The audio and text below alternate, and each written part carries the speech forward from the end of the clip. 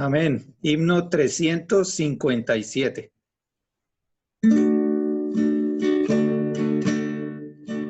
Alfarero eres, Señor, que tu vaso moldearás, también edificador, que tu hogar construirás. Yo de barro hecho fui, piedra viva ahora soy, para yo tu vaso ser, y además tu templo.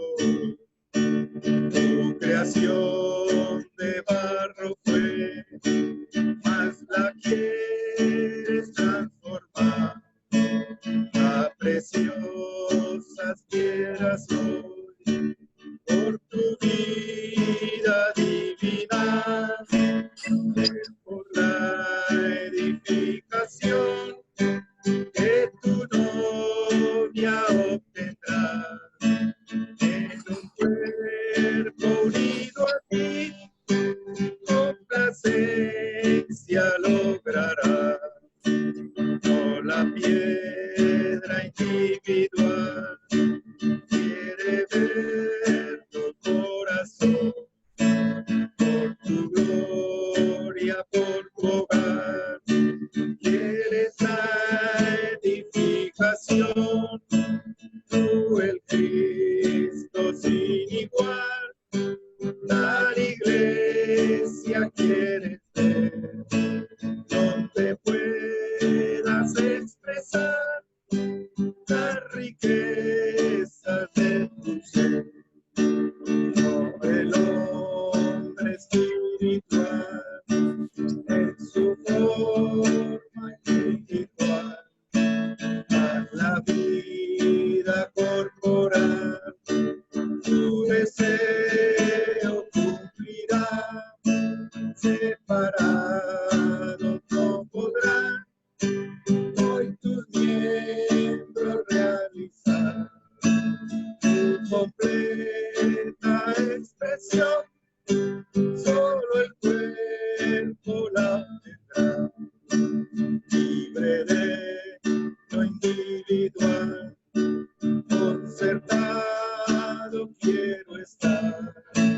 Edifícame, Señor, con los santos en tu plan, experiencia y mi don, no me han de envanecer en la edificación, hoy tu gloria se ha de ver. Aleluya. Aleluya. Jesús es el Señor, hermanos. Bueno, hermano, entonces entramos ya a la parte más importante, mis hermanos, la palabra de Dios. Así que le damos la entrada a nuestro hermano Ronnie y nuestro hermano Sterling. Aleluya.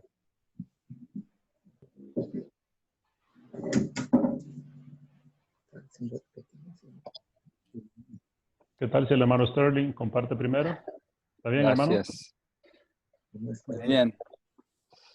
Pues ya apenas comienza la reunión y el rocío de Sion está descendiendo, ¿no, hermanos?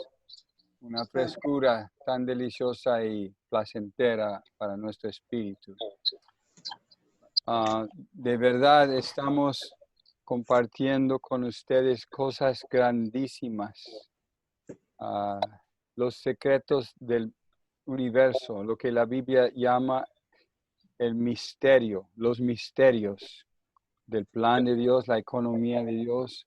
Estamos hablando de su propósito eterno desde la eternidad pasada, la creación, la rebelión de Satanás, la caída del hombre, que introdujo lo que se llama hoy en día la segunda ley de termodinámica, que quiere decir que todo en el universo está yendo hacia desintegración y caos y colapso. Y las cosas vivas van hacia la muerte. No hay cosa inmortal. Todas las cosas vivas están yendo hacia la muerte, el universo está yendo hacia desplome, colapso y caos. Pero gracias a Dios, estamos viendo que esto no fue el plan eterno de Dios. Claro, ahora existe la ley segunda ley de termodinámica, que todo tiende a caos, pero no fue creado así el universo. En Job capítulo 38 dice que cuando Dios creó el universo, los ángeles se regocijaron y cantaron. Era la cosa más perfecta y más hermosa que hasta los ángeles cantaron. Pero debido al colapso, comenzó el caos. Pues, ¿cómo puede Dios revertir este caos universal? El desplome de la vida angélica a través de Satanás, la rebelión de Satanás, la caída del hombre. ¿Cómo puede Dios? Los dos seres más importantes del universo ya estaban en caos y rebelión y colapso. Solo Dios pudo hacerlo, hermanos. No había otra opción. Dios mismo tenía que venir y encarnarse en su creación y hacerse hombre, nacer del vientre de una virgen como un bebé que era Dios y hombre a la vez. Vivir una vida completamente normal entre los hombres. Y perfecto. Y luego ir a la cruz para terminar en su carne. Una carne perfecta, mas sin pecado. Y ahí en la cruz Él llevó todo lo negativo del universo en su carne a la muerte. Y fue sepultado con Él en la tumba. Pero después de 3 días, Él resucitó y fue hecho el Espíritu vivificante. Hermanos, esto es la única manera que Dios pudiera revertir el colapso del universo que entró. Dios mismo tenía que resolverlo y Él lo resolvió en la cruz. Lo que queda ahora es llevarlo a cabo en nosotros, como las primicias de su creación. Y por esto nacimos. Yo creo que todos ustedes tienen este sentido de destino. Cuando Jesús estuvo de pie delante de Pilatos, Pilatos pensaba que él estaba juzgándolo. En realidad, Jesús estaba juzgando a Pilatos. Jesús dice una respuesta a Pilatos, y Pilatos dice, pues, ¿no sabes que yo tengo autoridad para quitarte la vida o darte la vida? Jesús dice, tú no tienes ninguna autoridad excepto lo que fue dado por mi Padre. Sorpresa, Pilatos. Tú no eres el juez. Tú estás juzgando el juez verdadero. Pues el Señor le dijo, para esto yo nací y para esto yo vine al mundo, para dar testimonio de la verdad. Yo creo que ustedes, igual que nosotros, tenemos este sentido de destino dentro de nosotros. Para esto nacimos y para esto hemos sido enviados a este mundo, para dar testimonio de la verdad y para cooperar con el Señor, para realizar su deseo eterno. Nacimos por esto, vivimos por esto. Y qué dichosos somos saber por qué estamos aquí, hermanos. Pues, gracias al Señor que Él nos ha dado, por su gracia, el entendimiento de su plan y de su corazón. Ahora Él tiene que llevarlo a cabo a través de nosotros. Y gracias a Dios, no es por nuestras fuerzas que no llegan a nada, a menos de una hormiga, hermanos. Nuestras fuerzas son tan finitas, tan débiles, tan inadecuadas. Un día tenemos que darnos cuenta, como Jesús dijo a los discípulos. Yo soy la vid, ustedes los pámpanos. Aparte de mí, no podéis hacer nada. Lo único que podemos contribuir al Señor es nuestra oración. Señor, aquí estoy. Aquí estoy, Señor, un vaso abierto para que tú me llenes, para que tú me suministras. Yo te necesito y te necesito desesperadamente, Señor. Sin ti, ¿cómo puedes revertir el colapso universal? Cuando su espíritu vivificante entra en nosotros y se mezcla con nuestro espíritu, nos aviva.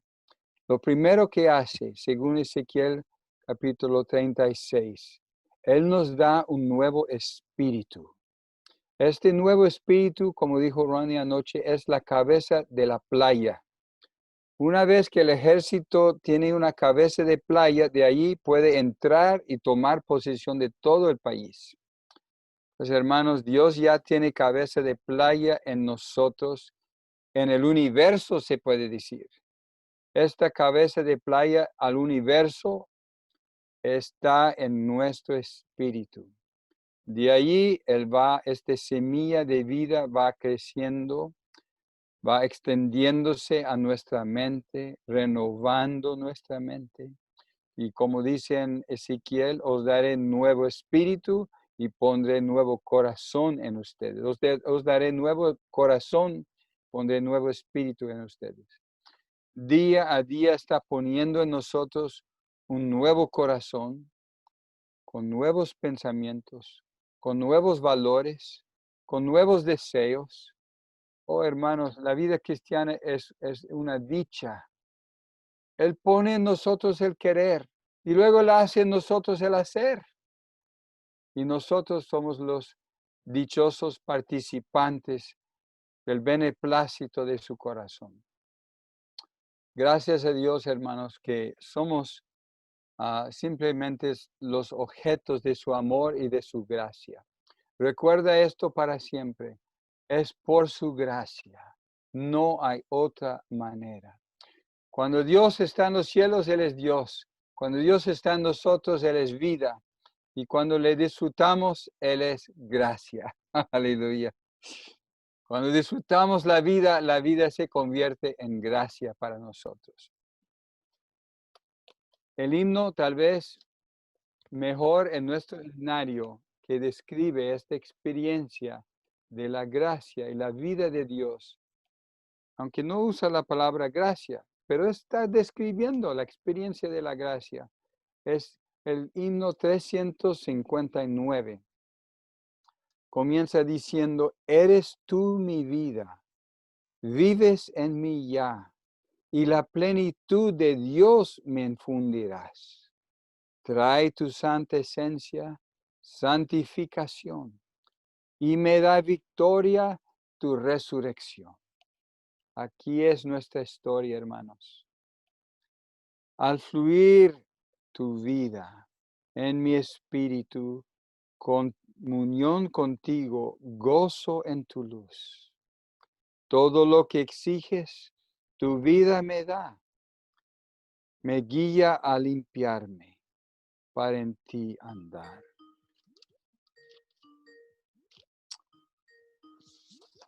Y en la estrofa, en la estrofa 6 dice, todo esfuerzo vano tengo que parar. Siendo liberado, yo te dejo obrar. Con todos los santos, edifícame, hasta que tu gloria expresada esté.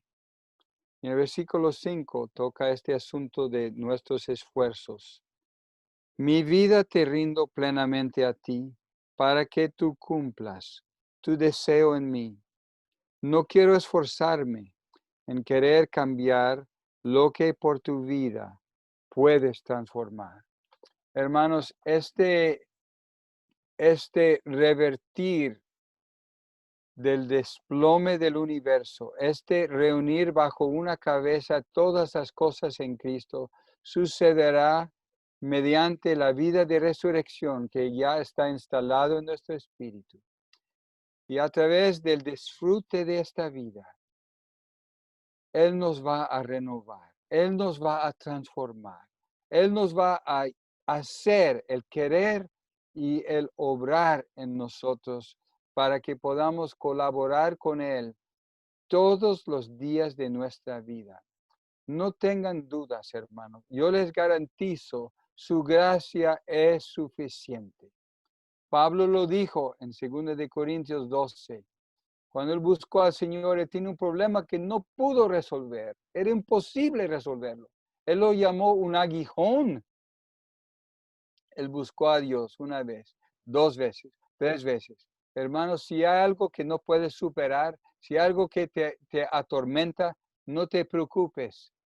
Eres un miembro en el cuerpo, número 1. Puedes siempre buscar compañeros de oración para abrirse. Número 2, Jesús dijo a Pablo, basta mi gracia. Pablo, bástate mi gracia. Sabes que al final de, yo creo, casi todas las cartas, las epístolas que Pablo escribió, él terminó diciendo, la gracia del Señor Jesús sea con vosotros. Y no solo Pablo, el último versículo de toda la Biblia, hermanos, es, la gracia del Señor Jesús sea con todos vosotros. Amén. Pues yo creo que esto es el mensaje que Cristo quiere que ganamos y nunca olvidamos, que su gracia está con nosotros, no solo para darnos un nuevo espíritu y un nuevo corazón. Por esta gracia, Él va a edificarnos con otros y va a producir un nuevo hombre que ahora estamos viendo con nuestros ojos. Pablo habló del nuevo hombre. En su día, él lo vio en mini, hermanos, alrededor del área mediterránea. Ahora nosotros estamos viéndolo con nuestros ojos de una forma global. Seguramente el propósito de Dios está llevándose a su consumación en nuestras vidas y delante de nuestros ojos. Qué dichosos somos a decir, Señor, yo no tengo otra opción. Yo no tengo nada más sino darme a ti por tu gracia. Te amo, Señor Jesús, y me entrego a ti sin reservas y sin dudas. Confío en ti con toda mi vida y con todo mi corazón. Amén, hermanos.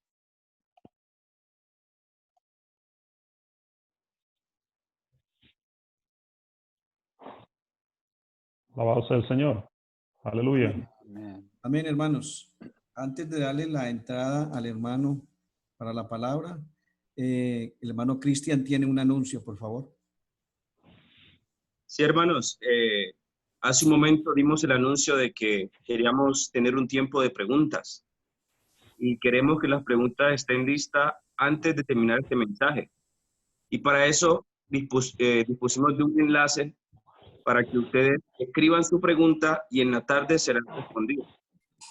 Ahora mismo se acaba de enviar el enlace al chat, del chat de Zoom, para que puedan revisar, entrar y escribir la pregunta que tengan en su corazón. Hermano, es importante que puedan estar listas antes de que se acabe el mensaje. Gracias, hermano. Amén. Amén, santos. Bueno, le damos la bienvenida a nuestro hermano Ronnie Chan. Aleluya. Jesús es el Señor.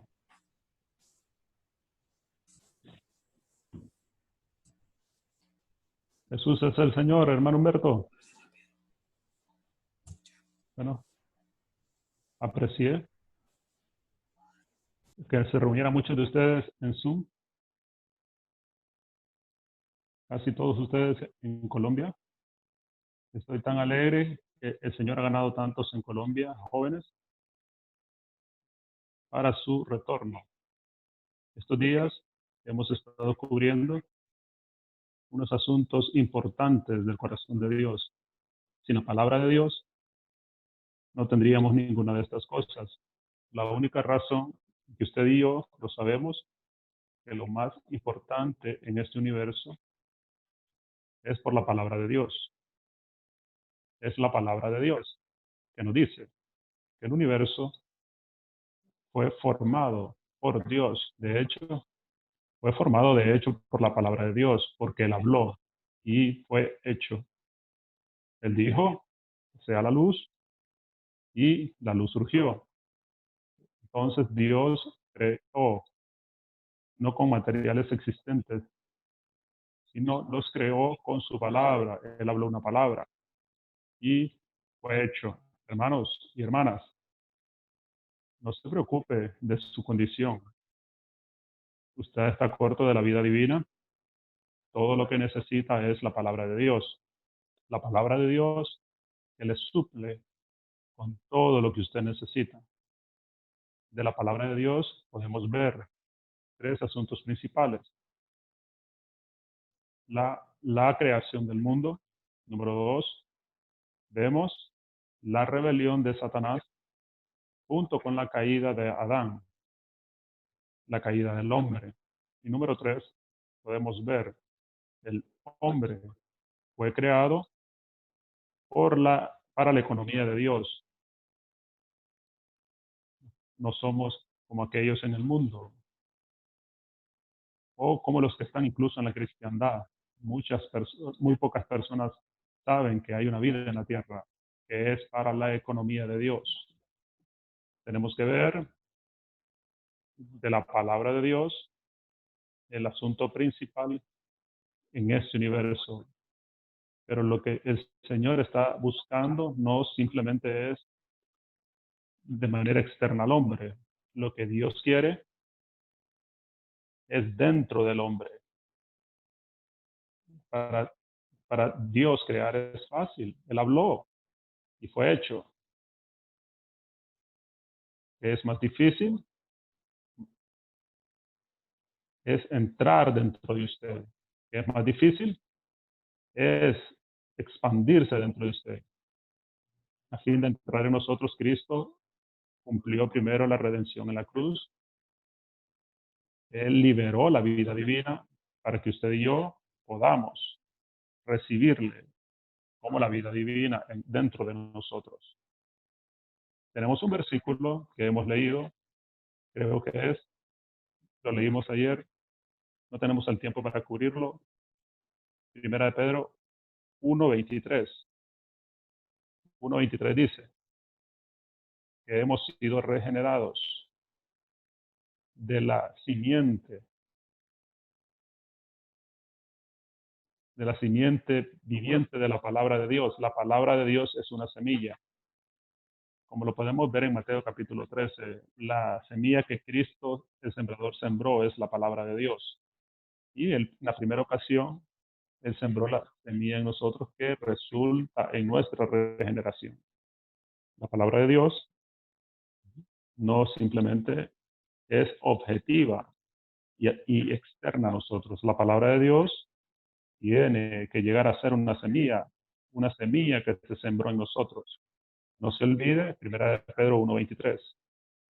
Hemos sido regenerados con una simiente, la cual es la palabra viviente que mora de Dios en nosotros. Esto es algo maravilloso, que la semilla de vida ha sido sembrada dentro de nosotros. Dios no puso, no, no puso algo sin vida en nosotros. El Señor ha sembrado la palabra, su palabra, como una semilla dentro de nosotros para regenerarnos. Este es el principio de nuestra experiencia subjetiva de Cristo. Pero también nosotros hemos visto unos versículos que no hemos tenido el tiempo de verlos. Déjenme tocarlos de manera breve. Aparte de 1 Pedro 1:23, ¿qué tal de Hechos 6:7? Hechos 6:7 dice, la palabra crecía. La palabra de Dios crecía. Hermanos, ¿cuánto de la palabra de Dios ha crecido en usted? ¿Tiene la confianza que cada día la palabra de Dios está creciendo un poquito en usted? Todo lo que es en relación a la vida, nada pasa de la noche a la mañana. Toma cierto tiempo. Es como la semilla, que toma cierto tiempo para germinar, crecer. Entonces la palabra de Dios está en nosotros. En Hechos 6:7 dice, la palabra de Dios crecía. La palabra de Dios crecía. Jóvenes, hermanos y hermanas, somos tan afortunados que tenemos la semilla de la palabra de Dios que ha sido sembrada en nosotros, ya fue hecho. Es por lo cual usted fue regenerado. Primero usted conoció al Señor. Entonces la palabra de Dios entró dentro de usted. La palabra de Dios entró dentro de usted. Pero ¿cuánto la palabra de Dios ha crecido en usted? Recientemente me he estado reuniendo con dos grupos de santos. Uno es una reunión de hogar. 2 hermanos donde vivo en Hong Kong. Y ahora tenemos más de 20 de 3 continentes, 6 países, 8 ciudades en Zoom. Y también nos hemos reunido con los colaboradores de un país en particular de Asia. Lo que he estado tratando de hacer es laborar con los santos. Lo que he estado tratando de hacer por la misericordia del Señor es ayudar a los santos que comprendan el crecimiento de la palabra de Dios. Todo crecimiento no debe de ser salvaje, no. En Mateo, capítulo 13, hay una parábola, la tercera parábola, donde la semilla de mostaza, la cual llegó a ser un árbol con fruto, creció de manera salvaje como un árbol. Todos los demonios, las aves, vinieron y moraron allí. El crecimiento no debe de ser de manera descontrolada. El crecimiento de la palabra de Dios en nosotros es algo de la palabra de Dios mismo, y el crecimiento debe resultar en Cristo, sea formado en nosotros. ¿Sabe? El apóstol Pablo dijo en Galatas, Pablo dijo,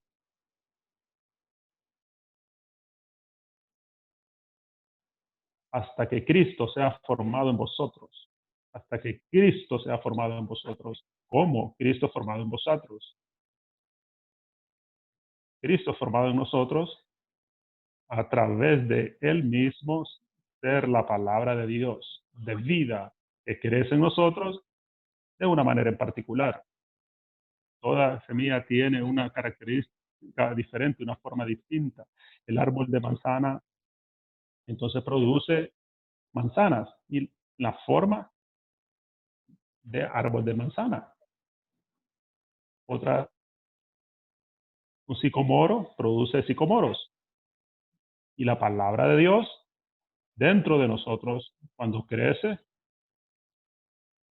toma una forma en particular. ¿Cuál es esa forma? Esa forma, Cristo formado en usted.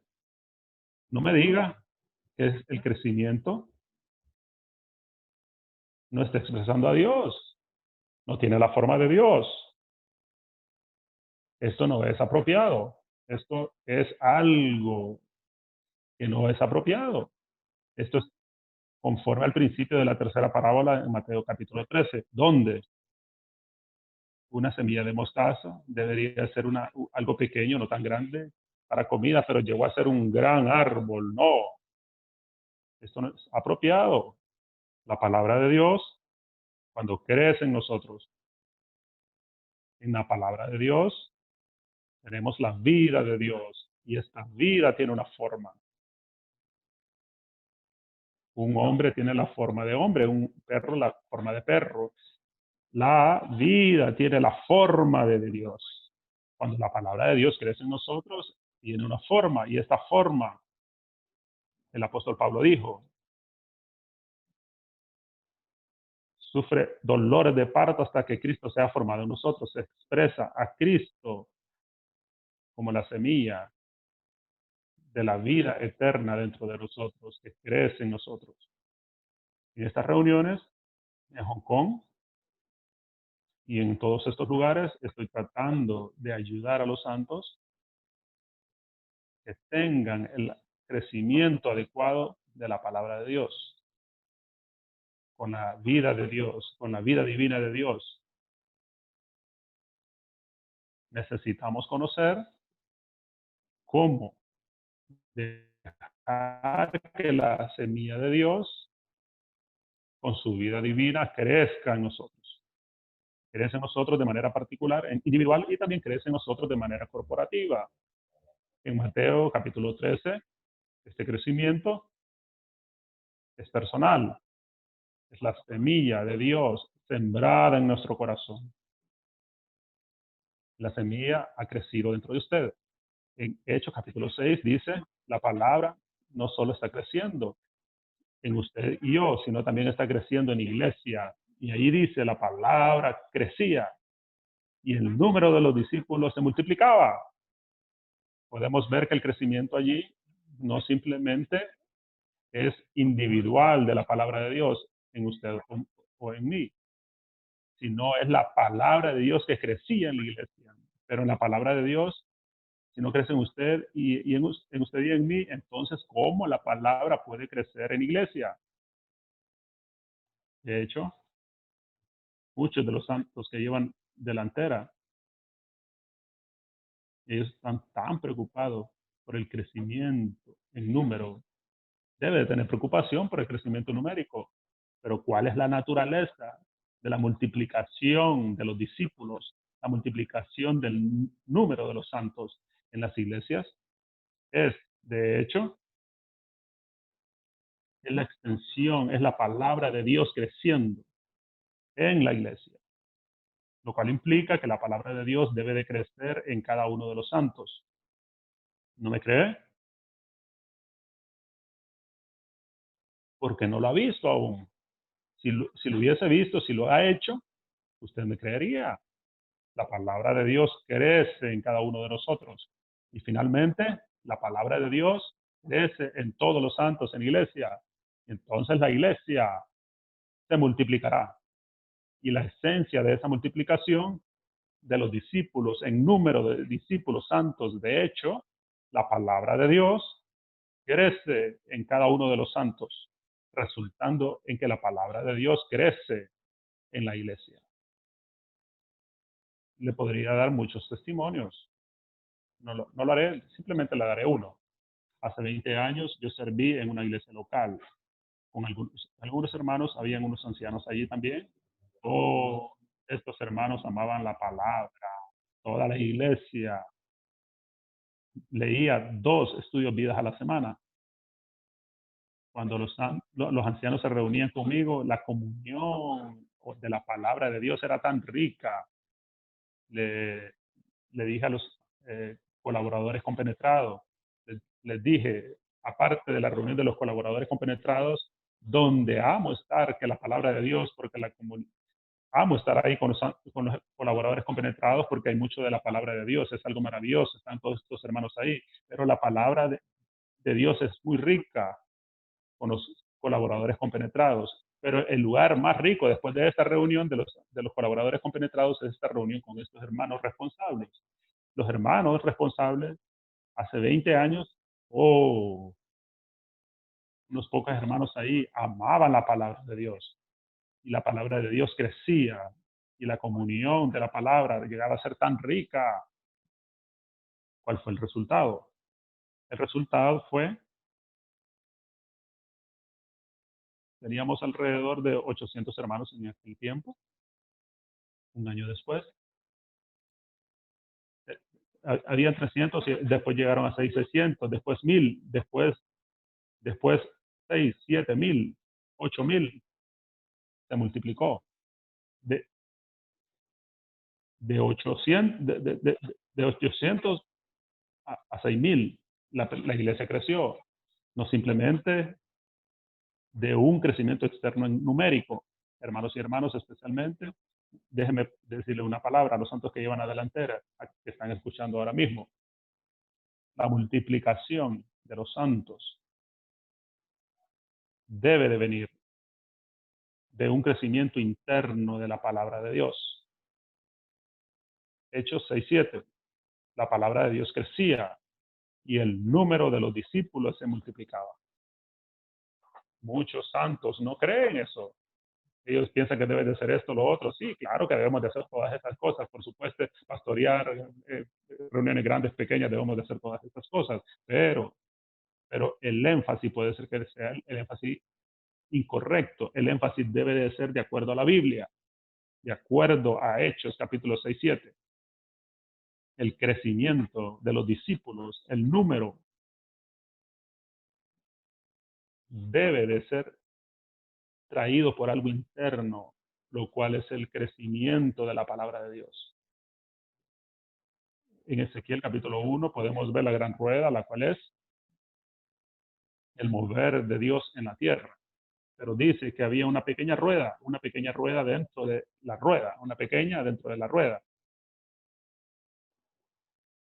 Esta rueda pequeña es la palabra de Dios que crece en usted, en mí y en los santos. ¿Cuál es la rueda grande? La rueda grande es el mover de Dios en esta tierra. El número de los discípulos se multiplicaba. Los hermanos que llevan a delantera no me creen porque usted no cree la palabra de Dios. No lo ha visto. Es por lo cual muchos de ustedes que llevan a delantera están tan frustrados como el número de los santos no crece. Déjeme decirle por qué. Porque la palabra de Dios no es rica en usted. No está ayudando a los santos a disfrutar la palabra de Dios. La palabra de Dios crece, no crece en usted. Si la palabra de Dios crece en usted, crece en los santos, le garantizo que la palabra de Dios no puede equivocarse. La palabra de Dios crecía en Hechos capítulo 6-7 y el número de los discípulos se multiplicaba. Alabado sea el Señor. La esencia del crecimiento numérico en cada iglesia local debe de venir del crecimiento de la palabra de Dios dentro de los santos.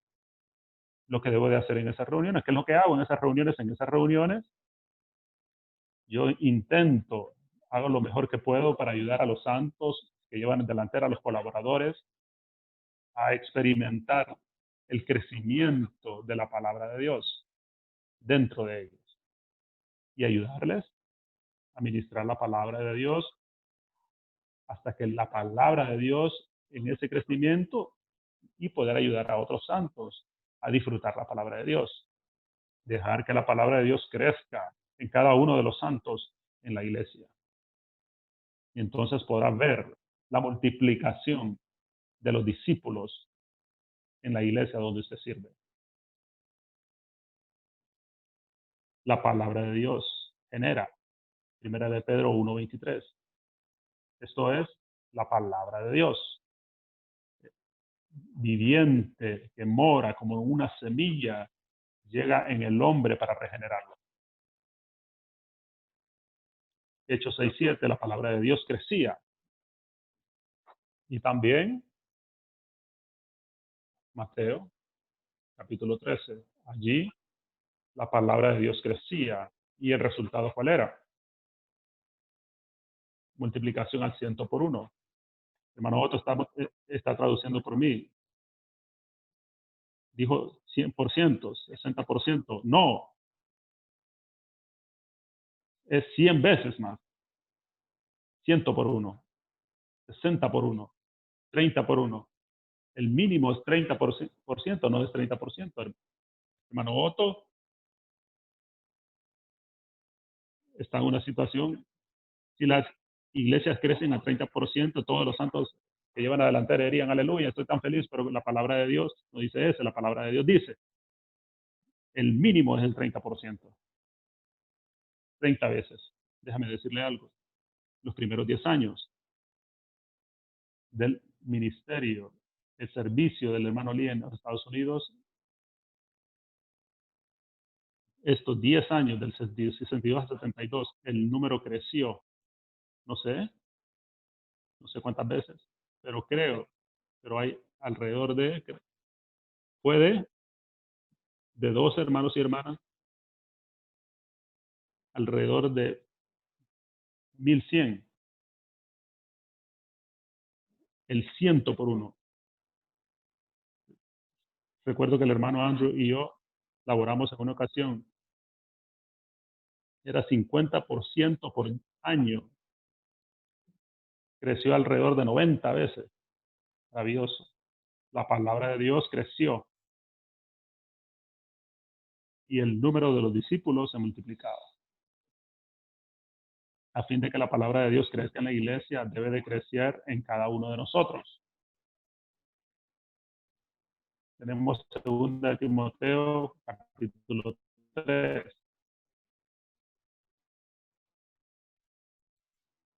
17 dice, la palabra de Dios, sabios para salvación. Esta salvación no es su salvación inicial. Esta salvación es la salvación completa. Es hacerle vencer. Esta salvación es para hacerlo maduro y para producir en usted un vencedor. ¿Qué lo hará un vencedor? Es las santas escrituras, es la Biblia, es la palabra de Dios que ha sido sembrada en usted. Esta palabra le hará sabio para salvación. Esta salvación no es usted y yo. Esta salvación es Cristo, que crece en usted y en mí. Finalmente, Él llega a ser su sabiduría. Y esta palabra, la escritura, las sagradas escrituras, la Biblia, se abre en el ministerio. Lo hace sabio y resulta en su plena salvación. Finalmente, leímos también Hechos 20, antes del apóstol Pablo, él llamó a los ancianos en Éfeso y les dijo, yo les encomiendo a la palabra de Dios, a Dios y a su palabra de gracia y a su gracia. No es una palabra objetiva, es una palabra, es la palabra de la gracia. Es la palabra de Dios que ha llegado a ser su disfrute. Os encomiendo a Dios y a su palabra de su gracia, donde los santos comienzan a disfrutar la palabra de Dios. ¿Cuál es el resultado? Hechos 20, 32 dice, os encomiendo a Dios y a las palabras de su gracia, en la cual es capaz de edificarlos. La palabra de Dios es capaz de edificarlos. ¿Quieres ser edificado? La palabra de Dios, que llega a ser su disfrute. No solo es la palabra, sino la palabra de su gracia. Esto significa que la palabra llega a ser subjetiva en usted. La palabra, la cual trae a Dios a usted para su pleno disfrute. Esta palabra de gracia, esta palabra, lo cual trae el disfrute de Dios, es capaz de edificarlo. Todos estos versículos nos dice que la palabra de Dios no solo debe ser objetiva a nosotros, diciéndonos el origen del universo, diciéndonos acerca de la rebelión de Satanás y la caída del hombre, sino diciéndonos cómo Dios cumplió la redención.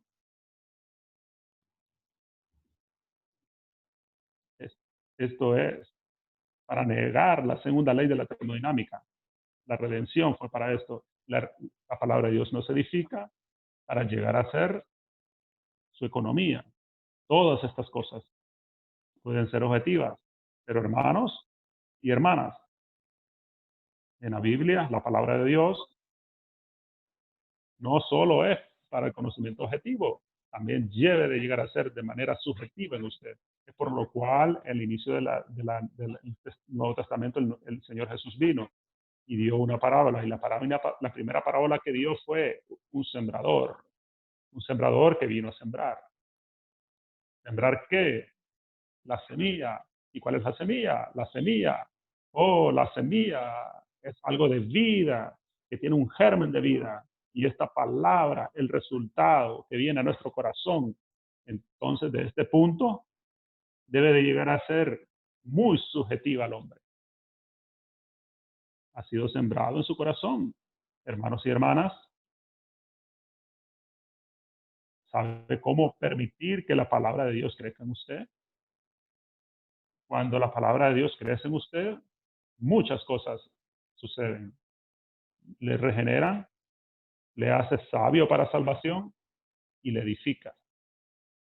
Alabado sea el Señor por la palabra subjetiva que está en nosotros. Ahora déjeme continuar en los versículos que leímos hoy. Comenzamos leyendo estos versículos. Buscad primero el reino de Dios y su justicia, y todo lo demás os será añadido. Buscad primero el reino de Dios. ¿Qué es el reino de Dios? El reino de Dios. ¿Y cuál es su justicia?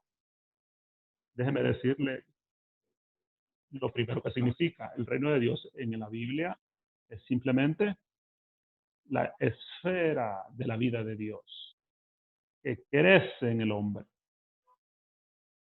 Cuando crece en el hombre, esto es el reino.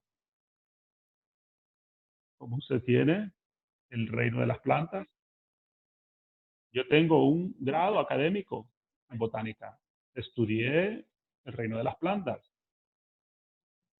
Y eso es el reino de las plantas. Yo tengo un grado en biología también. Yo estudié biología también. Tiene el reino también del reino animal. Eso fue cuando yo era joven. Ahora, ya olvidé todo eso. Ahora, pero estoy en el reino. ¿Pero qué clase de reino? Estoy en el reino de la vida divina. Yo tengo un grado académico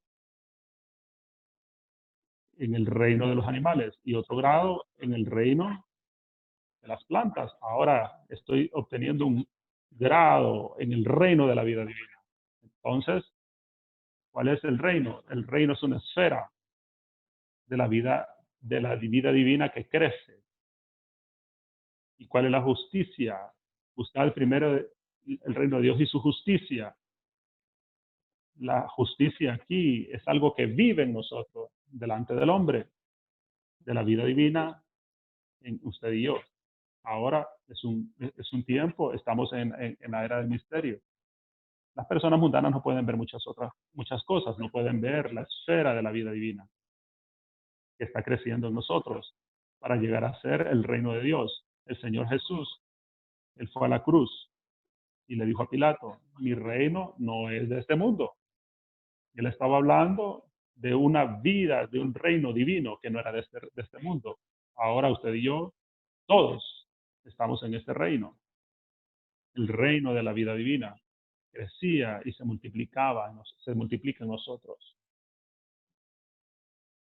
¿Cuál es la justicia? La justicia es esa vida divina creciendo en nosotros como un reino que manifiesta para que otras personas la puedan ver. Eso es la justicia. Ahora pues usted puede decir, la justicia, el reino es interno, la justicia es externa. Pero por supuesto, en su regreso podemos ver todo eso. Pero de todas maneras, hemos comenzado a leer Mateo capítulo 6. Buscad primero el reino de Dios y su justicia. Luego, en Juan capítulo 3, nos dice, ¿qué es este reino? En estos versículos, creo que son muy familiares para ustedes. Jesús le dijo, de cierto os digo, al menos que no nazcáis del agua y del espíritu, no puedes entrar en el reino de Dios. Vea, si es nacido de agua y del espíritu, no puedes entrar en el reino de Dios. ¿Cuál es el reino de Dios? El reino de Dios allí es un grupo de personas que han nacido de agua y del Espíritu.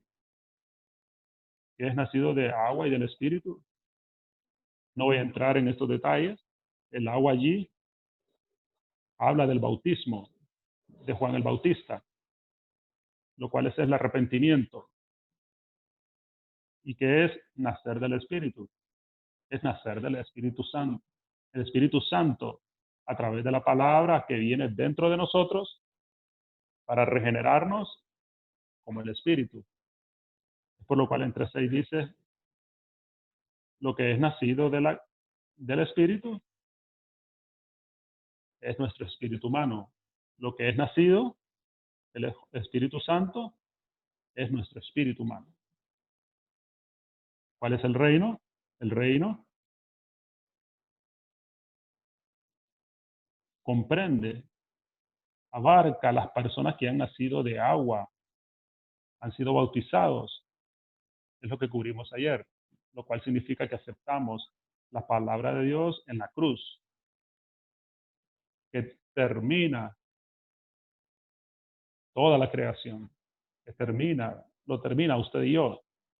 Toda la vieja creación necesita ser terminada. ¿Cómo es terminado? Es a través de Cristo muriendo en la cruz. Hoy en día, usted y yo lo que necesita es ser bautizados en la muerte de Cristo. Es lo que nos dice, es ser bautizado. Es lo que dice Juan el Bautista. Usted es nacido de agua y también necesita ser nacido del Espíritu. Cuando se produce eso, cuando usted invoca el nombre del Señor, la persona es el Espíritu vivificante, el Espíritu Santo que entra en usted para germinar, para traer la vida divina. Esto es la regeneración en nuestro espíritu. Ya lo leímos. Y ahora conocemos, buscar primeramente el reino de Dios. ¿Cuál es ese reino? Ese reino es la vida divina a través del bautismo y a través de la resurrección de Cristo que entra en usted. Esta vida en nosotros, esto crecerá. Y este crecimiento de esta vida es el crecimiento del reino en esta tierra. No olvide lo que dijo. El reino es una esfera del gobierno de Dios, de la vida divina. Y esta vida divina crece en nosotros, en usted y yo. Y finalmente, a través de usted y yo. Hermanos, esto es algo misterioso. No muchas personas conocen Juan capítulo 3, 5 y 6. Aunque es muy simple, pero en el recobro del Señor, con la ayuda del ministerio, la verdad ha sido abierta a nosotros. Hoy en día podemos decir gracias al Señor. Estamos en el reino de Dios, somos el reino de Dios, al punto que la vida divina está creciendo en nosotros. Ahora vamos a Mateo capítulo 13. Dice, la palabra es la semilla con el germen divino que se ha sembrado en el corazón del hombre y debe de crecer. Si no crece, entonces el reino no es producido. Porque en usted la vida es simplemente la semilla.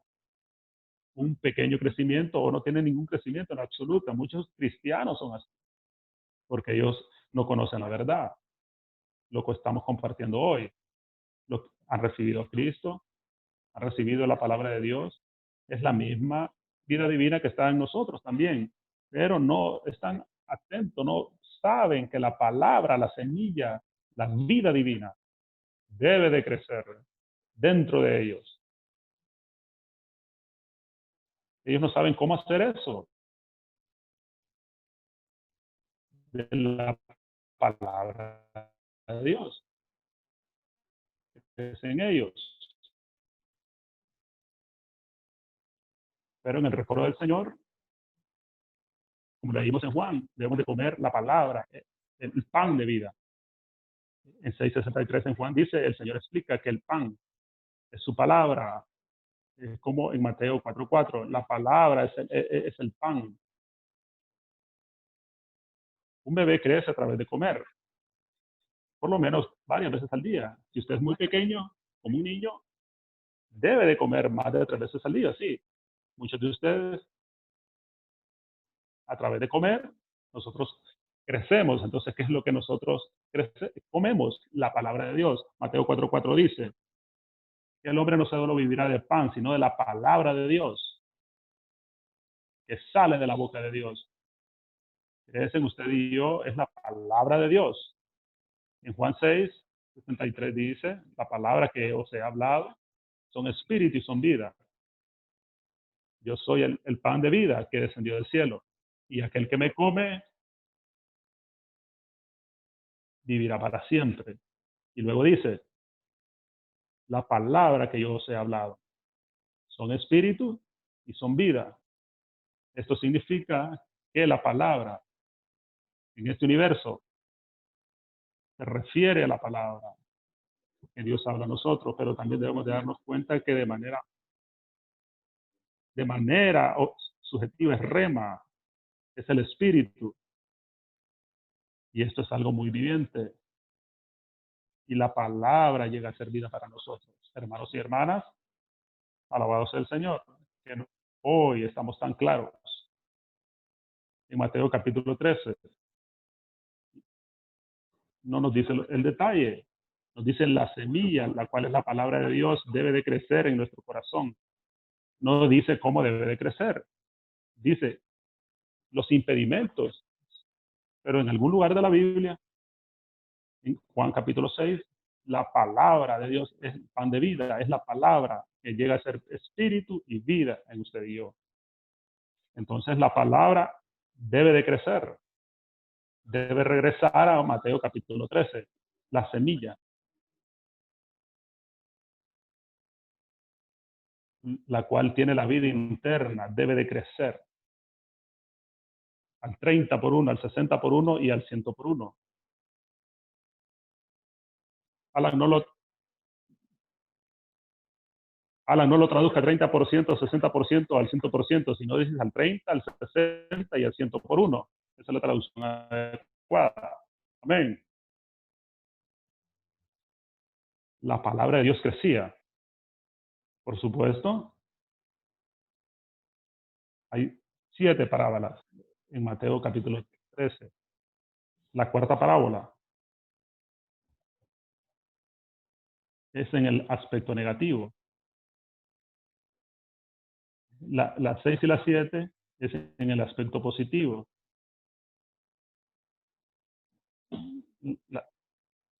El Señor es un comerciante que encontró un tesoro, que compra perlas preciosas, y estas cosas habla de la transformación. Usted y yo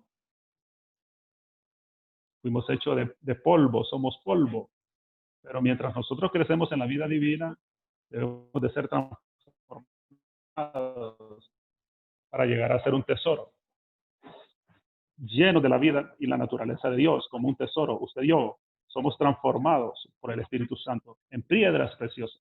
Estos tesoros en la quinta parábola, en la sexta parábola, tenemos todos estos tesoros que han llegado a ser la perla, la iglesia. La primera parábola es el sembrador. Esta establece el principio, y este principio incluye nuestra transformación en la quinta parábola, y también incluye la edificación del cuerpo de Cristo, la iglesia, en la sexta parábola. Y la séptima parábola es el evangelio eterno que se predicará. No hemos hablado de eso. Eso será en el tiempo de la gran tribulación. Las 3 primeras parábolas son las más críticas para usted y yo. La primera es, la más crítica es la 1, 5 y 6. La palabra de Dios crece, que crece en nuestros corazones para llevar fruto. Y finalmente, en la quinta parábola, podemos ser transformados.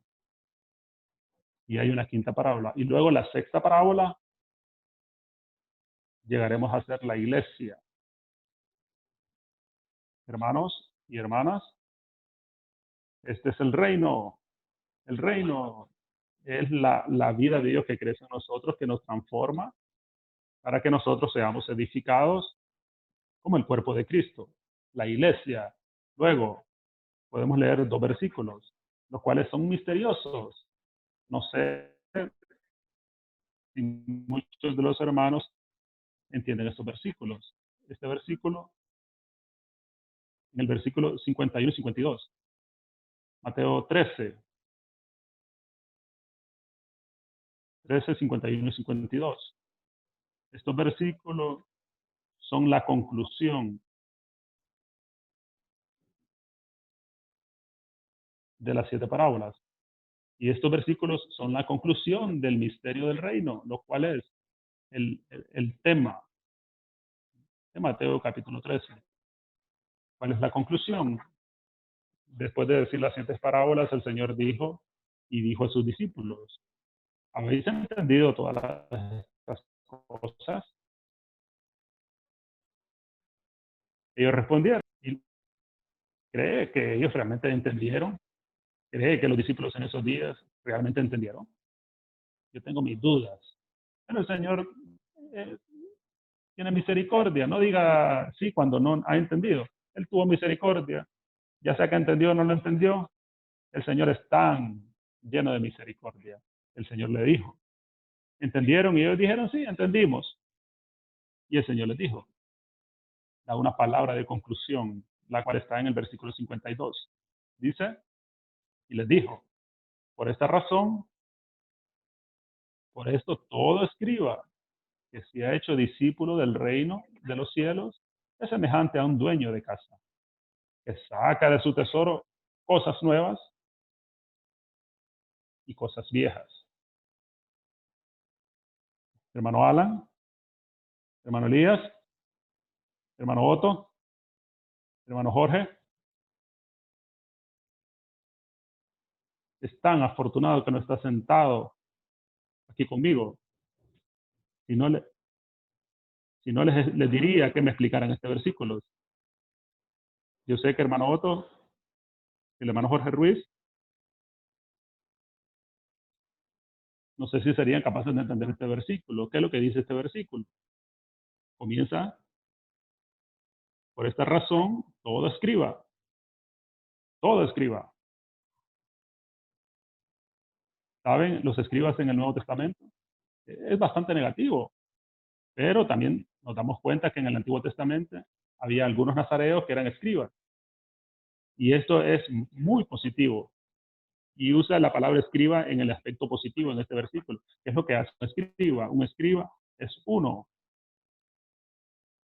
que conoce la palabra de Dios, está especializado en la palabra de Dios, está especializado en la palabra de Dios, es diestro. ¿Cuántos de ustedes son diestros en la palabra de Dios? Un escriba es uno que conoce la palabra de Dios, que está lleno con la palabra de Dios. Después de hablar de las 7 parábolas, el Señor dijo: por esta razón, todo escriba. Significa que todo aquello que está lleno con la palabra de Dios, está lleno con la palabra de Dios. ¿Cuántos de ustedes pueden testificar? Sí, yo estoy lleno de la palabra de Dios. No sé si alguno de ustedes, hermanos, aquí tenemos algunos nombres. Tenemos aquí con varios nombres. Me gustaría estar enfrente de ustedes y preguntarle: hermanos, ¿eres un escriba? ¿Ha sido la palabra de Dios? ¿Le ha llenado cada día? ¿Ha manejado la palabra de Dios? ¿Ama la palabra de Dios? ¿Mastica la palabra de Dios? Este es un escriba. ¿Cuál es la conclusión del misterio del reino? La conclusión es el primer punto. Todos nosotros debemos de ser escribas. Todos debemos de amar la palabra de Dios. Si usted no ama la palabra de Dios a lo sumo, entonces la palabra de Dios no llegará a ser tan rica en usted. han escuchado el testimonio del hermano Watchman Nee cuando él era un joven. Se me dijo que él leyó el Nuevo Testamento una vez a la semana. Si usted lee un capítulo diario, le demorará 8 meses y medio, un capítulo diario. Pero el hermano Watchman Nee, claro, él era más inteligente de lo que yo soy. Él leía el Nuevo Testamento una vez a la semana. Cada año lo leía 52 veces el Nuevo Testamento. Si usted lo lee un capítulo diario, lo terminará en 8 meses y medio. Para usted terminar, leerlo 50 veces, wow. Alrededor de 500 meses, wow. Esto es algo de como 40 años. El hermano Watchman Nee y el hermano Nee, en un año lo leían 52 veces, una vez a la semana. No estoy sugiriendo que usted lo haga ahora, pero lo que estoy sugiriendo, hermanos y hermanas, ore, Señor, dame un apetito por la palabra de Dios.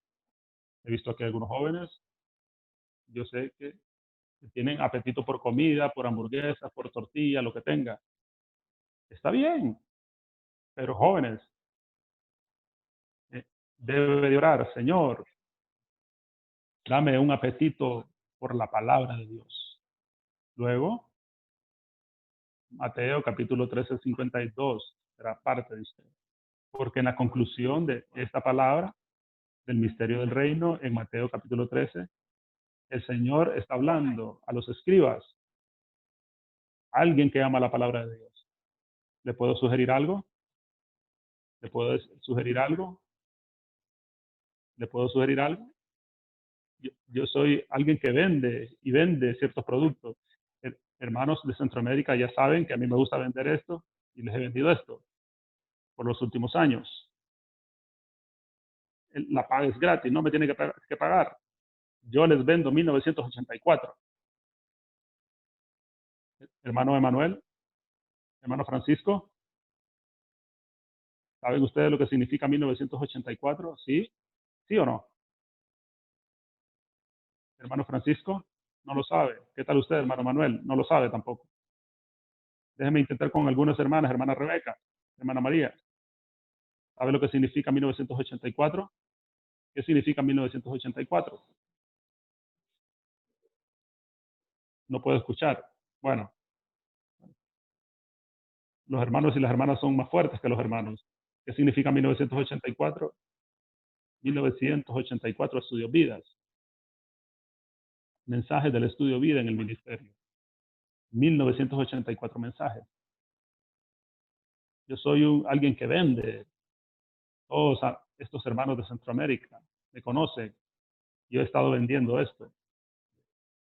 Pero creo que algunos de ellos ya lo están haciendo. ¿Qué significa 1984? 1984 mensajes del estudio vida. Si lo lee uno diario, ora en base a él. Lo lee uno al día. Le tomará alrededor de 5 meses, 5 años, 5 meses y 6 días. Lo terminaría en 5 años, 5 meses, 6 días. ¿Qué tal de eso? Hermana Rebeca, ¿usted sabía la respuesta en 1984? ¿Ya lo está haciendo en 1984? ¿No? ¿Qué tal de la hermana María? Está en mi pantalla, eso es todo, por eso pregunto. Hermanos jóvenes, ¿quiere ser un escriba? Lean los 1984. Si no, Mateo 13, 52 no aplica a usted. Porque usted no es un escriba. Usted no es sabio en el manejo de la palabra de Dios. Lea los 1984. Usted llegará a ser sabio en el manejo de la palabra de Dios. También déjenme decirles algo. Después de 1984, ¿qué debe de hacer? Lea los 347. ¿Qué es 347? No le preguntaré al hermano Emanuel y al hermano Francisco porque no sabían lo que era 1984. Déjenme preguntarle a la hermana Rebeca y a la hermana María. ¿Ustedes saben qué es lo que qué es los 347? La hermana Rebeca en esta ocasión no lo sabe. Déjeme decirle que es 347. 347 son los mensajes de la cumbre de la revelación divina. Esto es los libros de cristalización. Alrededor de 20 años atrás, un día el hermano Andrew Yu, ustedes conocen al hermano Andrew Yu, creo. Él es uno de los colaboradores más experimentados, nos animó a leer los 1984.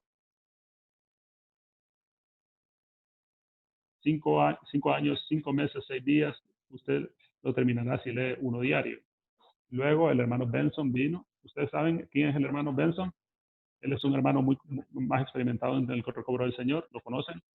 ¿Usted conoce al hermano Benson, hermano Francisco? ¿No lo conoce? Ok, está bien, no importa. El hermano Benson nos animó a leer los 347. Yo terminé los 1984 y luego dijo, mejor leo los 347 ahora. Una sugerencia del hermano Benson, a leer uno diario. Un tercio de los capítulos, un tercio del capítulo cada día, pero yo leía uno diario, 347. Le tomará menos de un año para terminar los libros de cristalización. El hermano Lee, ¿qué fue lo que nos dijo? Quiere una licenciatura en el recobro del Señor, debe de terminar los 1984. Si usted termina los 1984, tendrá la licenciatura en el recobro del Señor. Pero si quiere un doctorado, lo que debe de hacer es 347. Termine los libros de cristalización y usted tendrá un doctorado en el recobro del Señor. Déjenme preguntarle, ¿cuántos de ustedes han terminado los 1984? Levanta su mano. Yo los estoy viendo. Si alguien aquí ha levantado su mano, no he visto a nadie que ha levantado su mano. La hermana Lina levantó la mano, ¿no? ¿Cuántos de ustedes? ¿Cuántos han terminado los 1984? No he visto a nadie. Bueno, tal vez hay algunos pocos que lo han hecho. Aquí hay un hermano. Alabado sea el Señor. Hay un hermano aquí. Imagínense. Puede ser un país fuerte si todos sus ciudadanos no han sido bien educados. Puede ser Colombia fuerte si solo unos poquitos tienen una licenciatura. No hay manera. ¿Cuál es el país más fuerte? Es cuando casi todos tienen un grado. ¿Qué tan fuerte es la iglesia? En Cali, en Bogotá, no lo sé. Pero todo depende de cuántas personas han terminado los 1984. No simplemente debe de leerlo, sino lentamente, orando. Le puede tomar de 40 a 60 minutos leer un mensaje, no en 15 minutos. Porque si usted lo hace, no está orando, no está ejercitando su espíritu. Léalo de manera lenta. Le puede tomar 45 minutos leer un mensaje del estudio de vida. Después de 5 años, 5 meses y 6 días, tendrá una licenciatura en el recobro del Señor. Hermanos y hermanas, la conclusión de la parábola del misterio del reino es ser un escriba. No solo un escriba, es un escriba que se ha hecho discípulo del reino de los cielos. Ser un discípulo significa pasar por un proceso. Ser discípulo que ha pasado por un proceso significa. ¿Un proceso de qué? Ser un discípulo del reino de los cielos. Temprano les dije, ¿qué es el reino? El reino es una esfera de la vida divina que reina dentro de nosotros. Este es el inicio. En esta era, en la era de la iglesia, en la era del misterio, el Señor no tiene la intención de que usted y yo que tengamos un reino externo.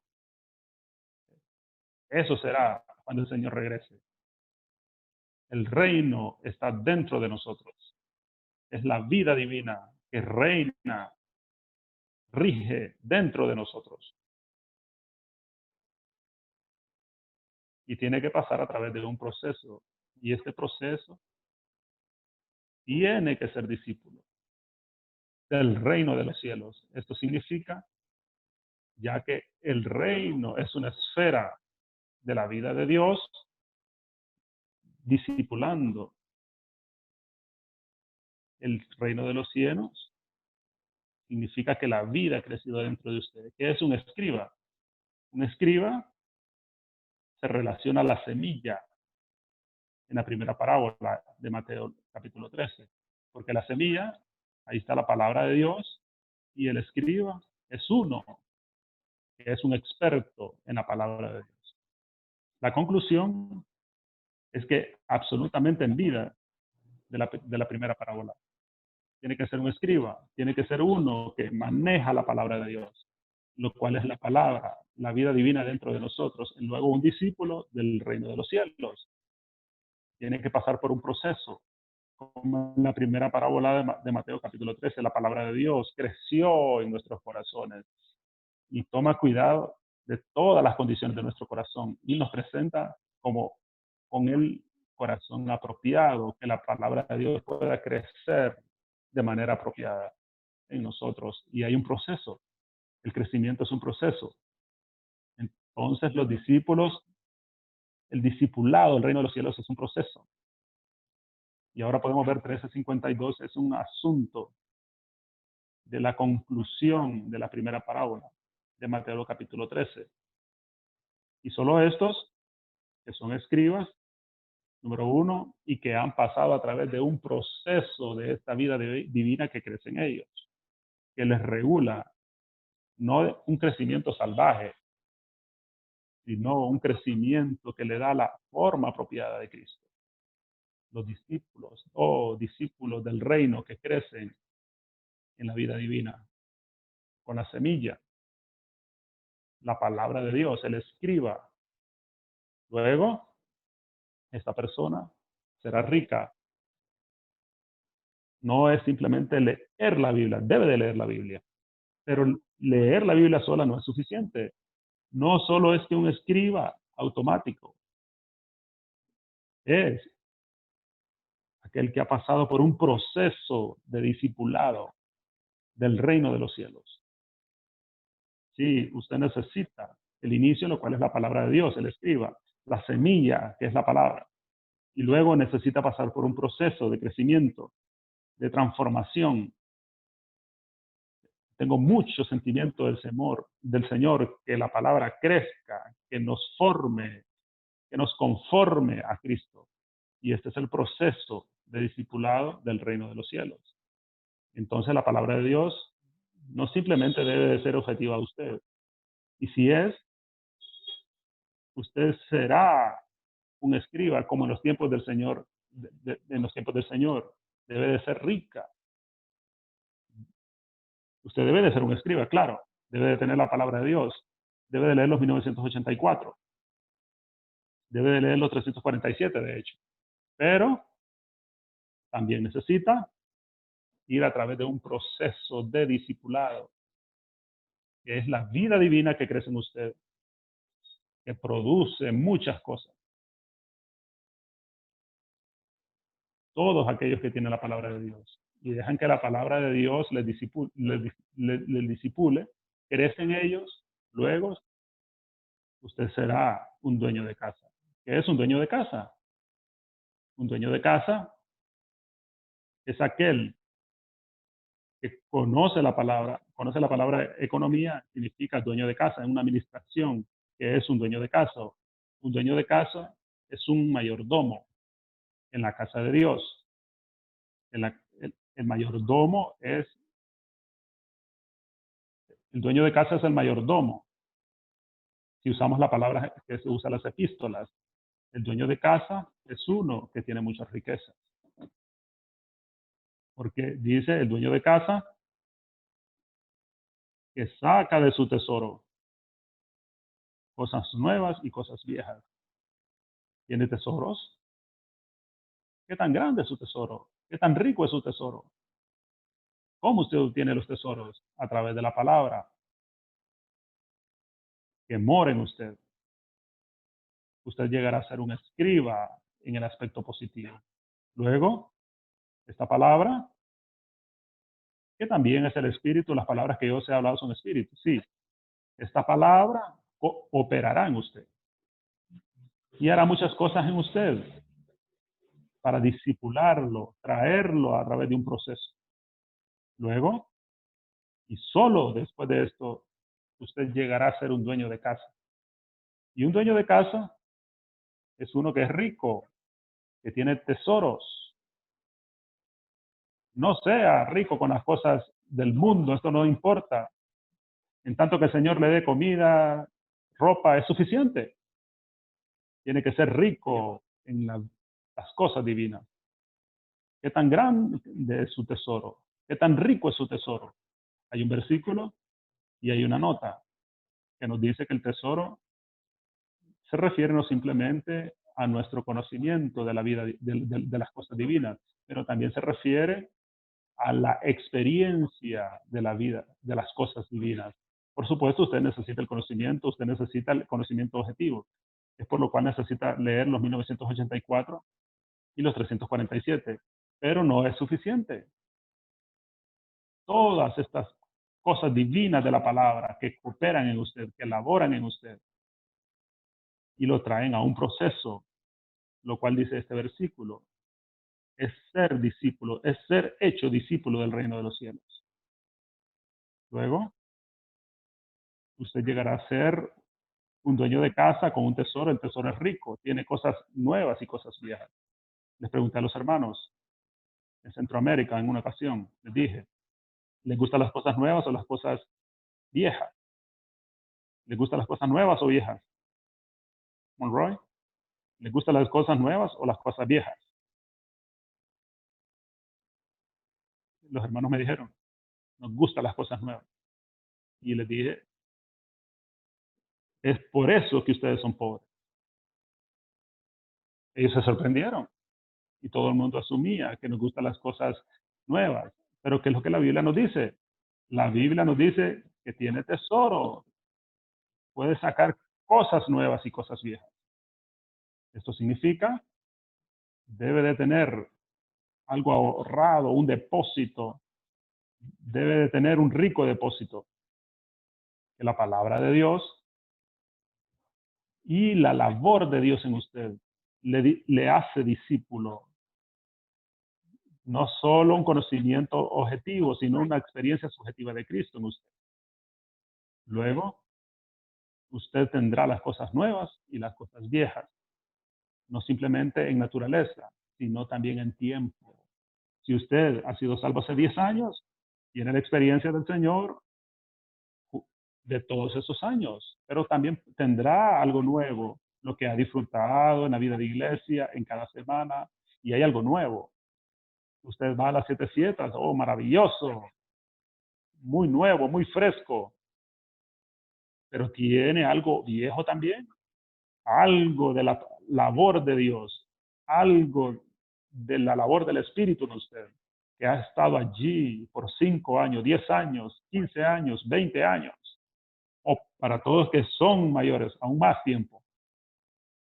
Todas estas cosas viejas en tiempo no son naturaleza. Cuando usted la necesita, el, el ungir fresco vendrá cuando usted lo necesita. Y luego, este conocimiento viejo y todas estas experiencias viejas, bajo la fresca unción del Espíritu, lo hará muy nuevo a todos los que oyen. Usted será capaz de ministrar algo de Cristo, de su tesoro, con cosas nuevas y cosas viejas.